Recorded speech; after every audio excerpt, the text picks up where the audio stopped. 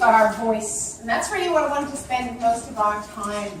Our tone, our attitude, our point of view, all these aspects of the voice, and we started to talk about the pitch and the pause and the volume and so on.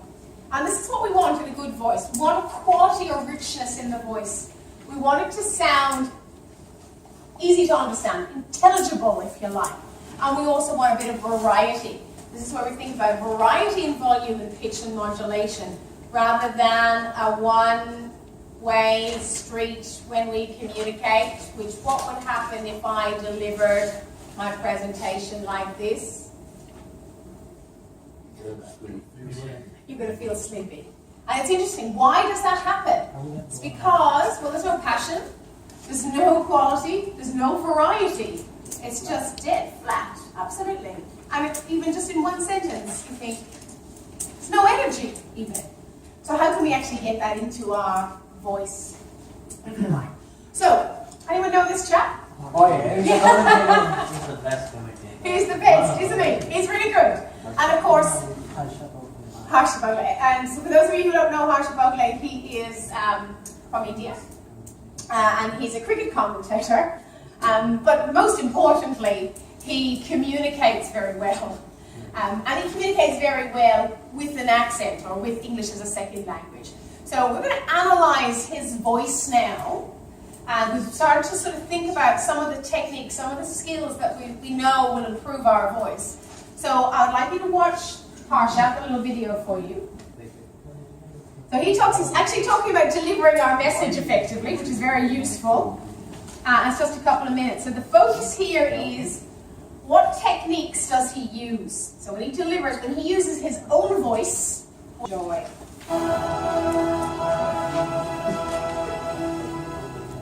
So how do we make our presentation more effective? How do we maximize the opportunity that we've got to be in front of the camera? There's 3 or 4 things I've learned over the years, and I'm sure you have as well. So make use of those, because your presentation must deliver the message that you seek to deliver. The first point is, come to the point straight away. Don't ramble around. Sometimes you can end up telling a lot of stories, and a lot of people then watching will say, listen, we really don't have much time. Can you tell us really what you want to say? Attention spans are getting shorter and shorter these days. So it's all very well to have a little anecdote, a little more personalized to the audience that you're at, to act as an icebreaker, and then get to the point as quickly as possible. Point number 2, don't clutter up your message with lots of facts and figures. You might want to sound very impressive, you might want to tell people a lot of things, but there's only that many things that people can remember, only few things that people can recall. So it's not very impressive if you load people with far too much information. So maybe you need to prioritize those and come to the point with exactly what it is that is most important to you, what is most relevant to the audience. And then maybe there's another medium possible. You deliver the facts and figures. Maybe you want to send them a little bound copy of what you actually wanted to say. Maybe fax a couple of sheets across, but don't overload your television presence with facts and figures. Point number 3 is sometimes we speak too fast. I remember that was a problem with me when I started off. It's still a problem sometimes. When you speak fast, it's a sign of nervousness. It's almost as if you want to get it done with and move on. I remember in my early days, one of my friends came across and said, do you have a tiger on your tail? What's the hurry? Where are you rushing off? In my early days of presentations, as soon as the game started, I'd breathe a huge sigh of relief and say, there's one more gone. No surprise at all that I used to speak very fast. It's not the message that you want to convey to your audience. Also, if you pause a little while in between, then it allows the message to sink in. And playing the pause is point number 4. It's so important when you want to deliver your message. Nobody does that better than Amitabh Bachchan does on Kaun Banega Crorepati. Watch him when he's finished with one set of participants. He goes all the way back to the edge of the set. He turns around. A lot of us would, as soon as we turn around, start welcoming the next set of people. Instead, he pauses, buttons his jacket. And the reason he does that is he knows he owns the next moment. You're very confident when you're making a presentation, or you're very confident on a television program when you know that the next moment is yours. The reason, as I said, that you speak very fast is you're not sure if you will remember everything and you'll get away with it. So while you're speaking one line, your mind is actually very fast at work in trying to remember the second and third lines. And inevitably you will fumble. When you pause, it does 2 things. It allows people to remember your message, and it also gives you a little bit of time to remember what is coming next. A pause is also a sign of confidence, just as speaking quickly is a sign of nervousness. So here are 3 or 4 things. The final thing, of course, is it's not a bad idea to summarize what you said. Let people remember all that you wanted to say as a little aftermath, as a little sign-off. Let's do it on this segment as well. The points that we started off were, don't ramble, come to the point straight away. Don't fill your presentation or your television appearance with too many facts and figures. Don't speak too fast, and play the pause beautifully. If you can do that, you can add a few more elements of your own, then maybe you can become much better too. There's one way actually of ensuring that you become better. Like I'm speaking to a television camera just now, practice speaking to a television camera yourself. Get a little camcorder, they don't cost very much, they're available everywhere.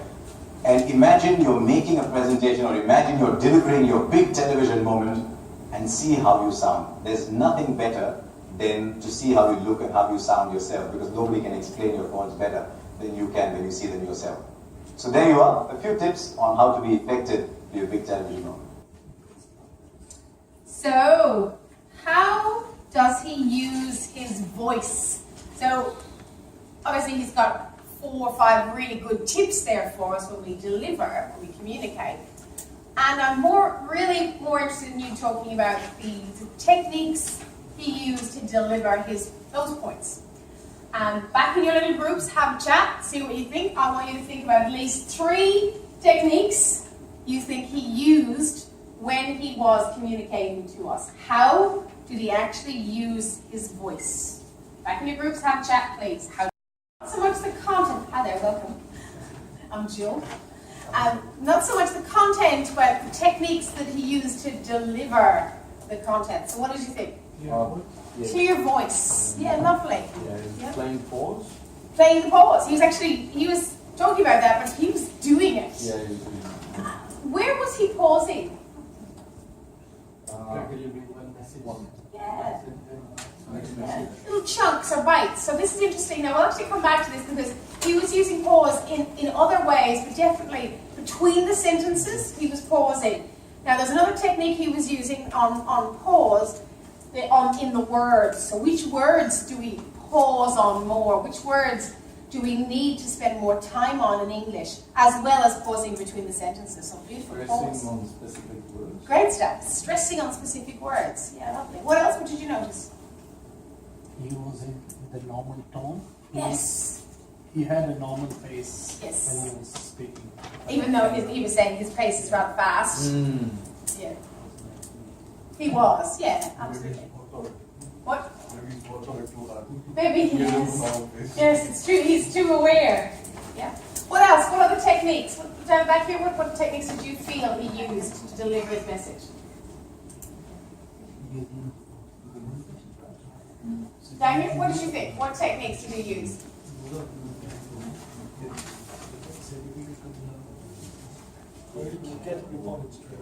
Yeah, so absolutely. So I'm thinking more in terms of his voice. What techniques did he use to deliver in terms of his voice? So you got to the point straight away, which is about the content, which is great. What about his voice? How did he use his voice? Okay, so clear, slow, yeah, great stuff. Yeah, so pronunciation and varying the tone of voice. Yeah, lovely.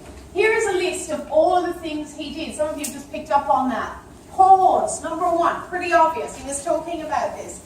He varied the pace and the volume. So in some instances he was higher and stronger, and some instances he was faster and slower. In fact, we just had that. He used stress, so well done. He used stress and varied up and down and up and down. We'll have a look at this. Lots of emphasis. There were some words that he used that he focused on much more than the others. And some words that he hurried or scurried across, so he didn't focus on so much. We'll look at what words they are. Possibly long words. Let's come back and have a bit of a look at if it was longer words. Emotion. You could see, he was sharing these. He's saying, earlier on in my career, you could see he was sharing that emotion. He didn't use any fillers. What are fillers? Yes, all those little, basically, obviously, I guess, like, how many fillers might you use when you do a lot more? Yeah. Along the books. Well, you know what? That's exactly all you do. Just replace the fillers with a pause. Because all the fillers are what? When we use those ums and ahs, what are they? Why are we using them? Because we don't know what to say. We're thinking. We need thinking time. Yeah, we all need thinking time, and Harsha needs thinking time.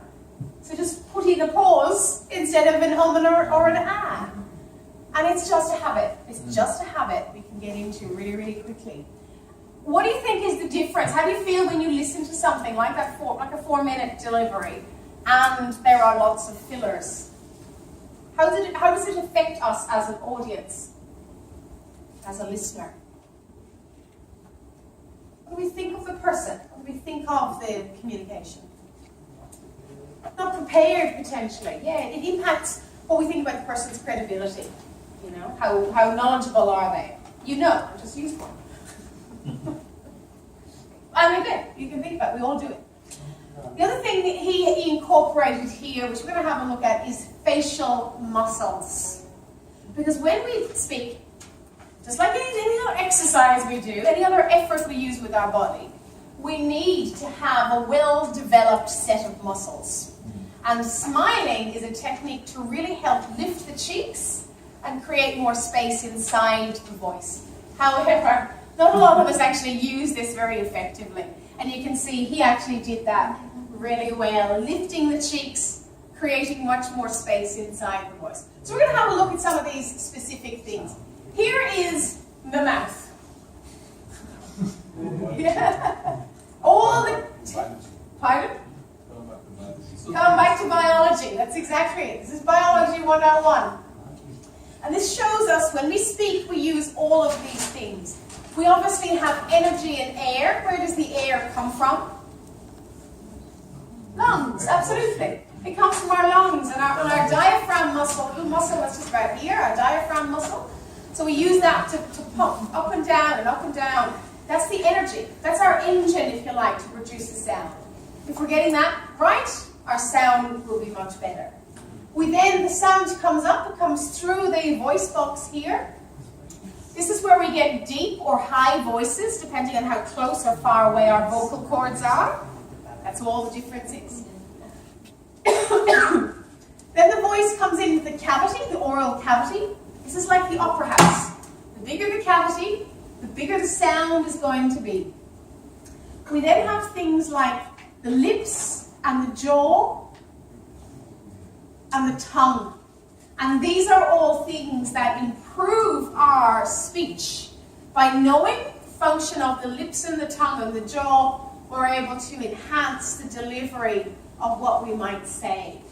And often we need to think about, well, where does my language come from versus how is English produced? And once we realize that they're actually produced in different ways, we'll start to see the muscles are used in different ways as well. So we need to use all of these to help with our voice quality. And just to give you an idea of the amount of muscles in our face that are used to produce a sound, huge range.